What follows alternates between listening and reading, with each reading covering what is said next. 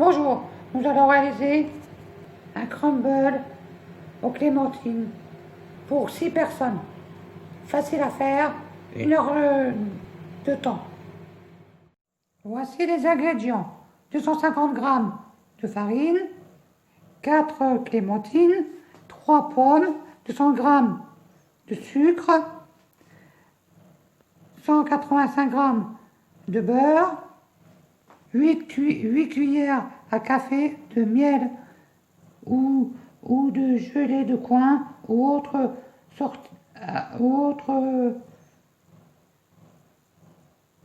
assorti.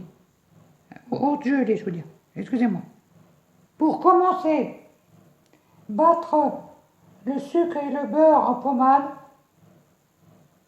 On va mettre le beurre dans le sucre et on va le battre en pommade. Voici le beurre et le sucre battus en pommade. Maintenant, ajoutez la farine écrasée à la fourchette jusqu'à obtenir une préparation en miettes crumble égale miettes émiettées en anglais. Voici la préparation émiettée. Maintenant, épluchez les pommes et les coupez en gros cubes. Et pour les clémentines, les peler à vif,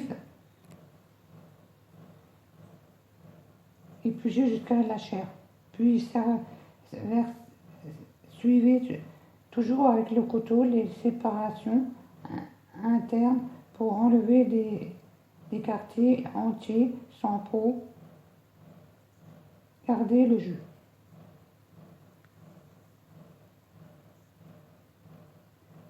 Voici les pommes coupées en gros morceaux.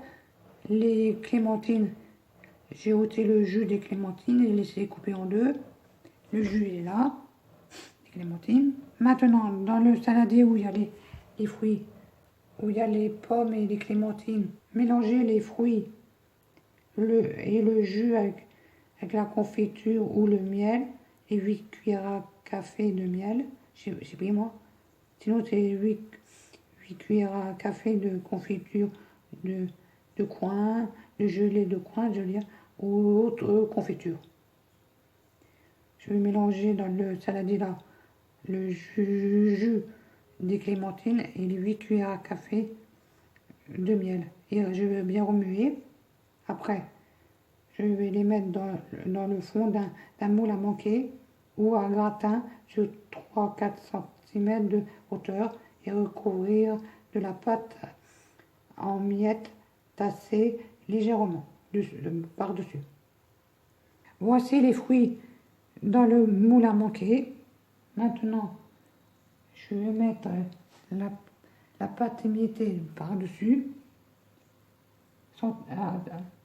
tassée légèrement. Voici la pâte émiettée sur les fruits. J'ai tassé un petit peu. Maintenant, enfournez le tout à four préchauffé à 180 degrés, thermostat 6-7 et laissez cuire au moins 30 minutes ou plus jusqu'à ce que le jus qui se forme sur les bords soit caramélisé. Maintenant, je vais mettre le four à préchauffer à 180 et après je vais mettre dans le four quand le four est chaud. Et après, je vous montrerai dans 30 minutes ou plus. Commencez. Voici le crumble fini. Regardez comme il est autour. Le jus, il se voit autour et il est bien cuit au milieu. Voilà, bon appétit à tous. Il doit être comme ça. Sinon, s'il n'est pas comme ça, vous devez le laisser encore au four.